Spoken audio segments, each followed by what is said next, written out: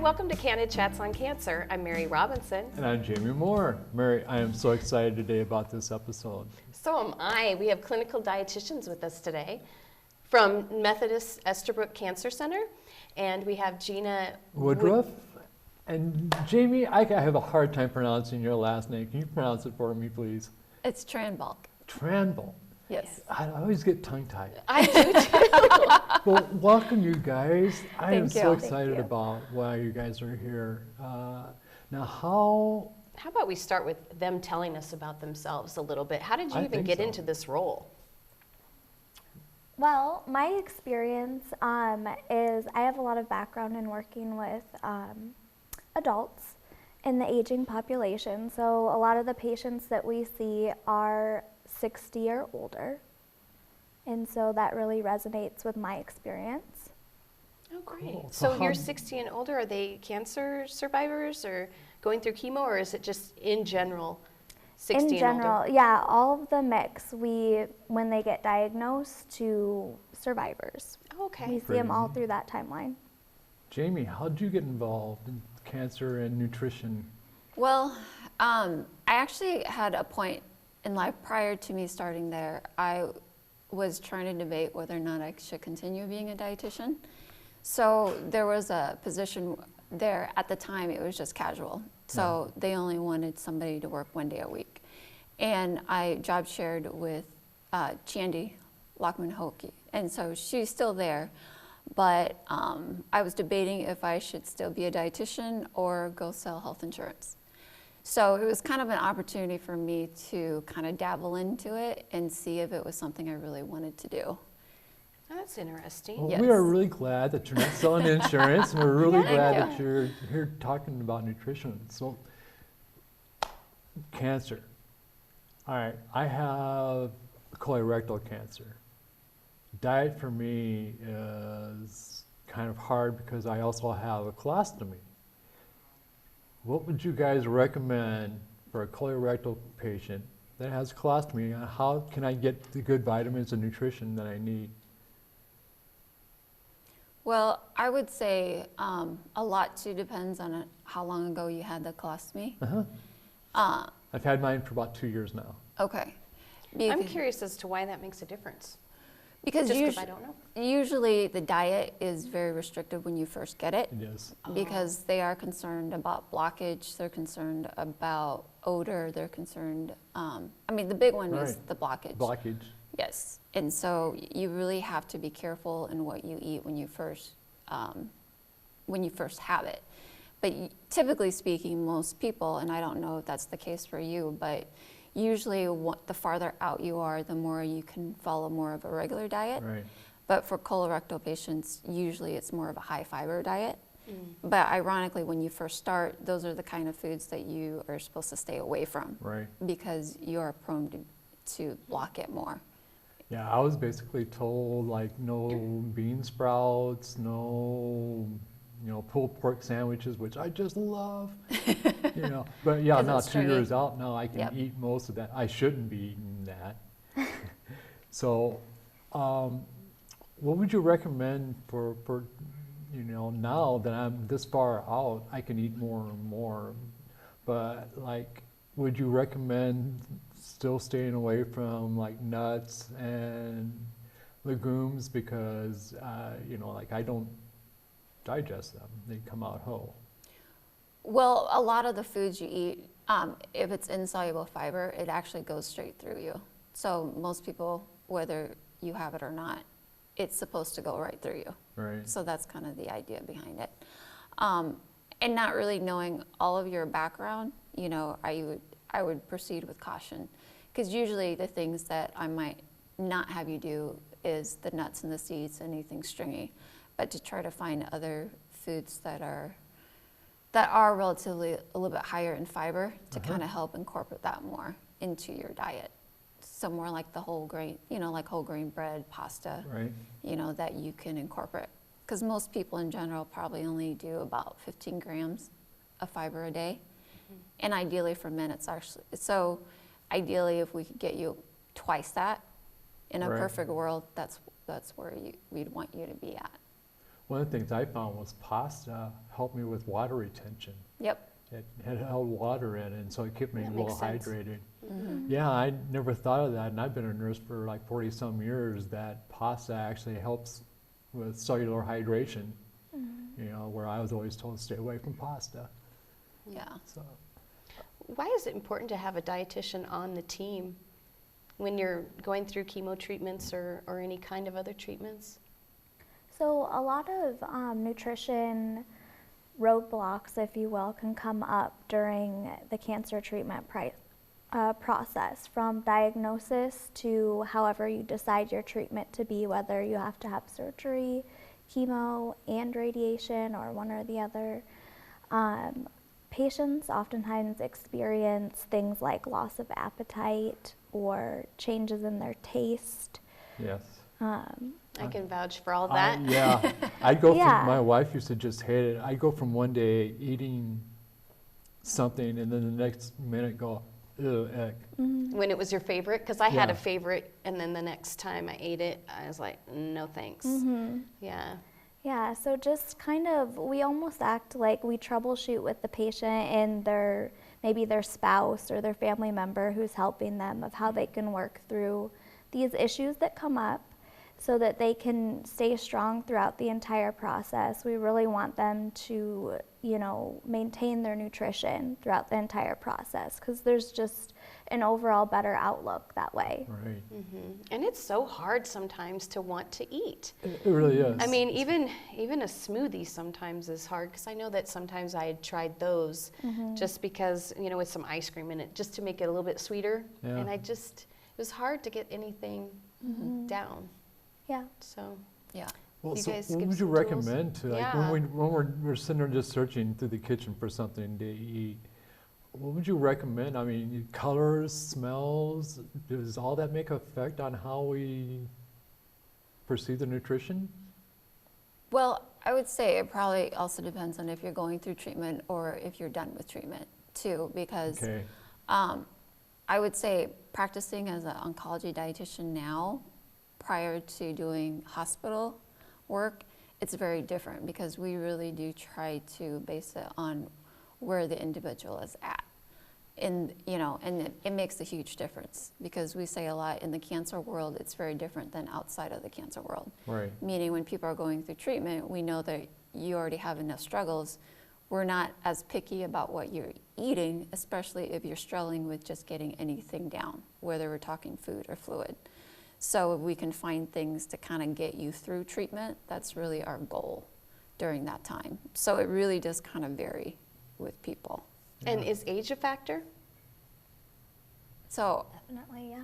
absolutely, because like Gina said, usually we see people that are generally speaking between 60 and above, but we are seeing a lot more in their 40s. I would say, me personally, the youngest I've seen is 19. yeah. And so it's sad, because they did say that the recent research out there is that obesity, being overweight, obese, that's like the second leading cause of a lot of cancer-related diagnosis now, Right, that it's getting younger and younger. So if you have a 19-year-old versus a 60-year-old, and they have the same type of treatment, you're going to maybe have different nutritional avenues for each of them? Yep.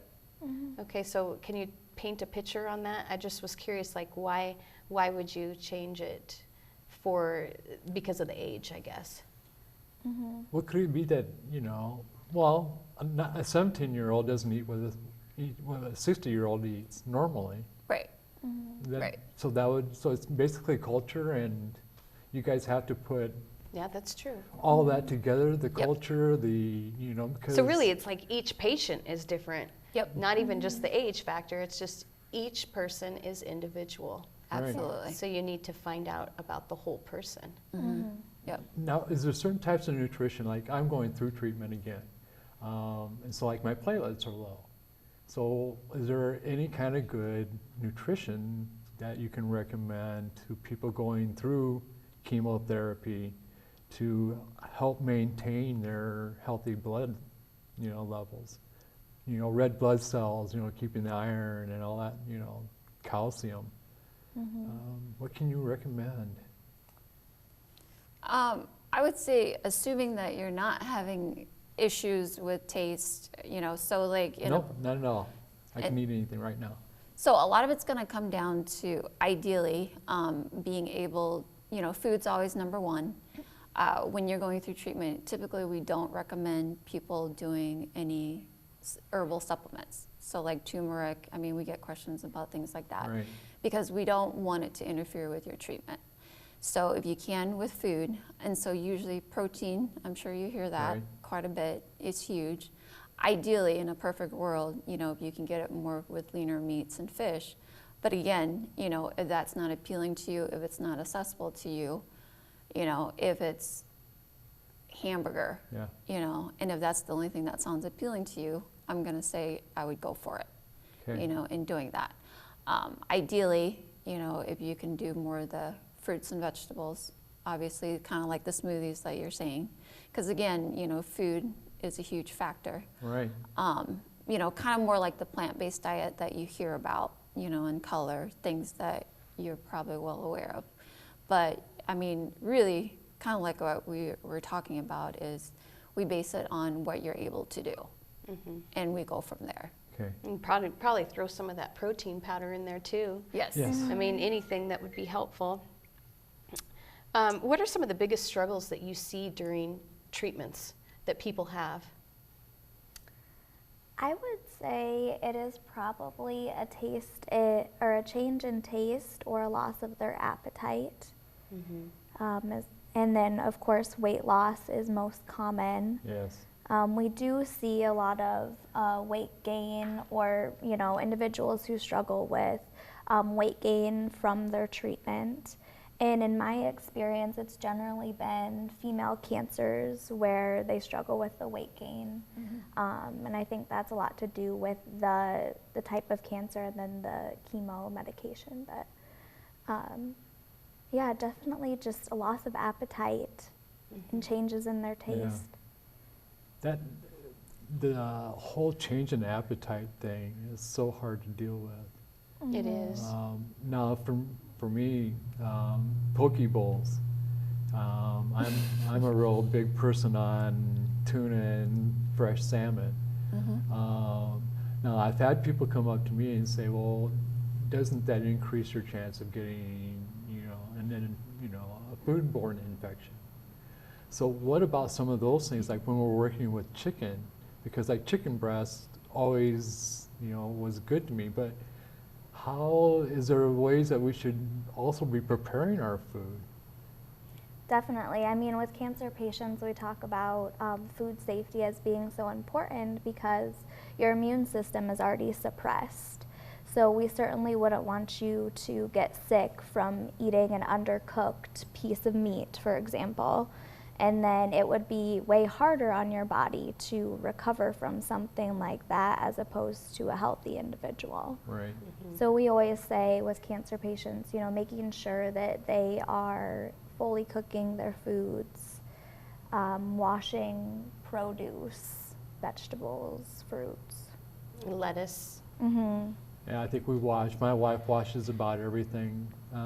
She uses a special kind of vegetable wash, and everything I eat and drink, she cleans it all off every day. It's really pretty cool. Yeah. One of the things that I like to do is I don't like water. Okay, I really don't like the taste of water at all. Okay, for a cancer patient, well, we need cellular hydration. Is there any way that you can recommend that water tastes better? Well, you can definitely add Crystal Light if you wanted to it, or even if you infused fruit. So like sometimes I tell people you could even cut up some lemon or lime and let it soak in the water for a little bit. You Okay. know, like if you had it in a pitcher, so Right. then you can kind of have that flavor. Some people do cucumber. I like cucumber, I do. Yeah. but I like strawberries too. You know, sometimes I like to have the fruit flavor too. Yep. Oranges, you can do, and I mean, there's Propel. There's different things out there that you can do. Okay. Yep. That's what I'm usually the cucumber, but I'm getting kind of tired of cucumbers, so I can thank you for all these suggestions. I usually say, because I think a lot of people struggle with getting enough water as it is. And then once they start the process and we're like, you really need to think about increasing your water intake, it's hard because then it doesn't taste like how water used to taste. Right.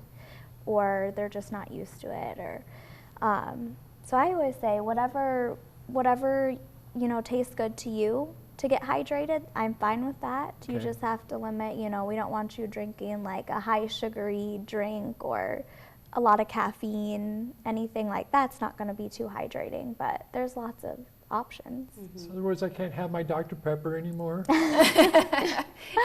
All in moderation, right? moderation. Oh, okay. Yeah. Well, what's moderation with Dr. Pepper? I don't know. I'm not a Dr. Pepper drinker. So I'm sure when you consult with your patients, you have to build a relationship. How do you start that relationship process with your patients? Because I'm sure that when they're saying, I don't want to eat, and you're saying, yes, we need to eat, you want to make some sort of relationship with them so that they trust you, and hopefully they'll be able to do some of the things that you're needing them to do to stay healthy. Yeah. I would say usually we try our best to kind of check up on them at least once a week. And sometimes, we might miss patients, but that's kind of how we build that rapport that you're saying.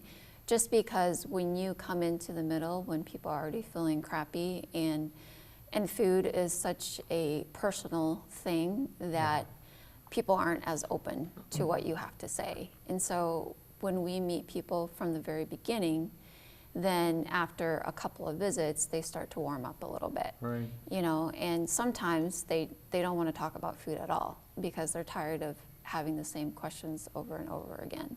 So I usually try my best to kind of let them go with the conversation and see where it takes us. And then once I feel like they have a little bit more trust, then that's kind of when I intervene. I mean, unless they ask me something specific, I don't necessarily give what I think right away in doing that, because I don't want to scare people right away. And You want to be their friend, not Right. their enemy. Right. Exactly. Right. Is there a program that you guys do by chance that is for the people that are healing? Like for me in the hospital with my colostomy, I was told everything I couldn't eat. But then once I got discharged and everything, well, now we lived in fear for the longest time that I couldn't eat like a sesame seed bun. Well, I can. Little sesame seeds go out, but do you guys have a program that follows up on your cancer survivors that can help with their nutrition? No, I wish we did. I think that's kind of, I would say overall, I think we do a good job, meaning doctors, nurses, social workers. It's all encompassing, where I think we do a good job of getting people through treatment and letting them know what to expect. But I think we could probably do better post-treatment, because once you're done, it's like you're trying to figure out what your new norm is. Right. And that's kind of where I feel like people are like, okay, now what? Where do I go from here?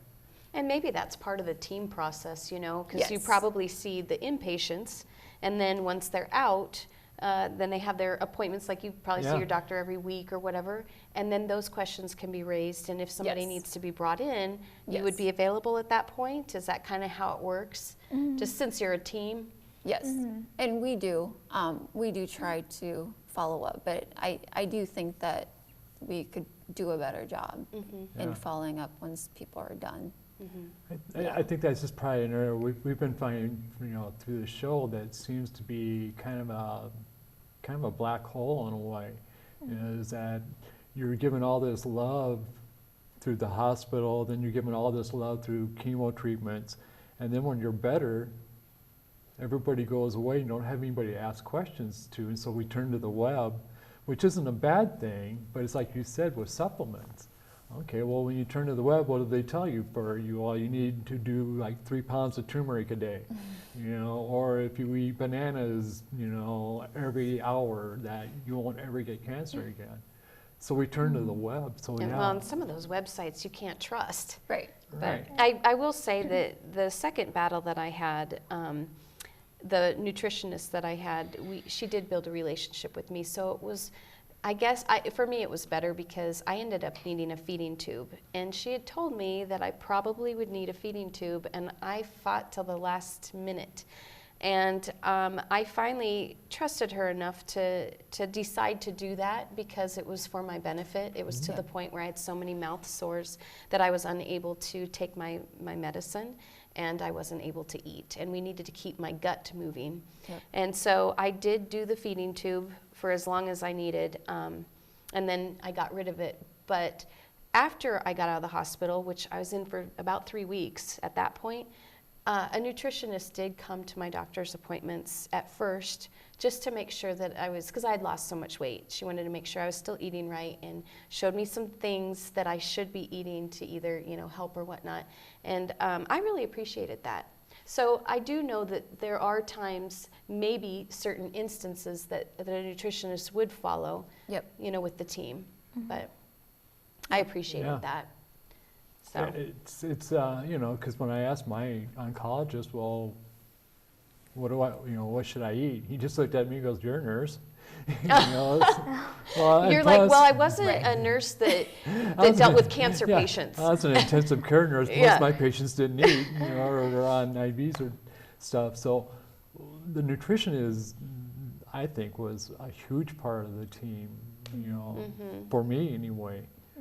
Because I went in highly undernutrition because I couldn't eat anything for about a month. I had only liquids. And so my nutritionist was very important to me all the way through the hospital. And just seeing a nutritionist always kind of makes you kind of happy anyway. Well, I don't know about that when you're in a room and not feeling well, but no, I'm kidding. No, for me it was like, well, it wasn't somebody coming in to stick me or poke me, or, they're coming in and telling me, oh, how you doing? How was your breakfast this morning? And it was good. I said, but I didn't like the chicken broth that they brought me. And I'm like, no. And they went, okay. And they went and found something that I would eat. And so whenever I saw the nutritionist in the hospital, my oncologist nutritionist, they just make you feel better. That's good. Because you guys you bring health and happiness into the room, and that's a very big part, I thought, of my experience, besides the part being told that you can't have this, you can't eat this anymore. But I'm sure they found new foods that you could have that you would like. And they made great recommendations on, what I should be eating, what I could eat, and how just to be brave, try new things. Because I was so afraid of getting occluded that I wouldn't break any rules. And then all of a sudden you eat a little more and eat a little more, and you find out that peas come out whole. Oh, that's funny. It is kind of funny. Actually, when you're changing your bag and the pea goes, Oh, yuck. that's a little No, I'm kidding. That's a little too much knowledge there. That's good. Well, the inpatient dietitian, their role is actually a little bit different than ours. Yeah.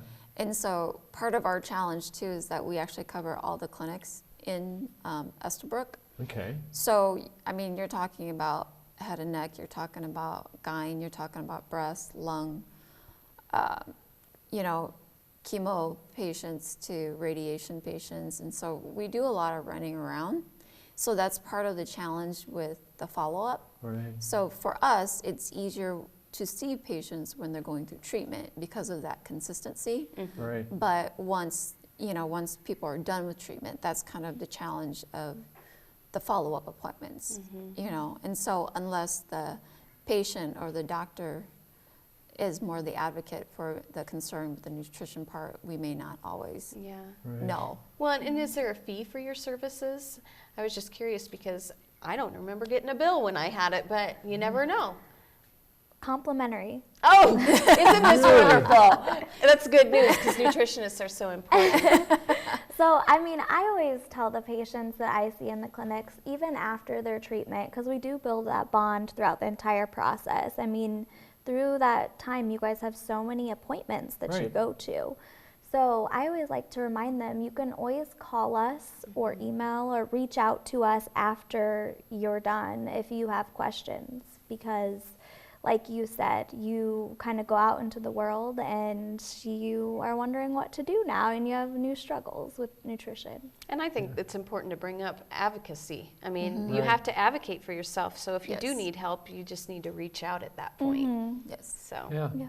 yeah. And it's good that, well, thank you for, one, being on the show, because it really lets us know that, because I didn't really know that I could call my nutritionist after I left the hospital, and that is a great service you guys are doing. My God, that's wonderful. Which reminds me, the Harper's Hope, what kind of services are offered through there? It seems like there's a gamut. Yes. There is, yeah. I mean, Inner beauty. everything. We have social We've had services. Inner Beauty here. Yeah. Yes, behavioral health, Yeah. pastoral services to the wellness. There's a wellness facility there. The interesting thing is a lot of them are physical therapists Oh, it's that nice. are the instructors there as well. What else? Sounds like there's a I lot. think- They yeah. probably can just Yeah. go to the Harper's Hope website, Website. right? Yes. And it's probably just Yeah. at the, is it through Esterbrook? I don't know what the website is, but can you let everybody know? If you can remember. I'm not sure. The website. Probably harpershope.org Yeah. or something. At the Yes. end of the show, Okay. we'll put it up on for more info. Yeah, we will at the very 'cause end. The Harper's Hope team it's one of the greatest foundations I think ever that's going on in in Omaha, if not Mm-hmm. in the Midwest. For everything that they do is remarkable. Why did you guys become oncology nutritionists? As we're just kind of wrapping this all up, because it's just amazing to me that I didn't even know that there was a different division even of nutritionists. I would say for me it was always an interest, but in Omaha, there's not a whole lot of jobs for dietitians, and the good ones, people know that it's a good job, and so they stay with it. Right. So it's pretty selective, and again, so I just kind of fell into it, so I was pretty lucky that it ended up becoming a full-time job for me. Yeah. And I mean, it's great where you can focus in one area, get to know the patients, and work with the doctors to speech, to social workers, you really do kind of interact with everybody. With everybody, Yeah. yeah. Sounds like they have a great team approach. They So- really do, and it's Thank nice you that so you guys much. are following up on everything like that Yeah. too. And thank you guys ever Thanks so so much much for coming. Thank And you. join us again for another Candid Chats on Cancer. Be well. We'll see you guys.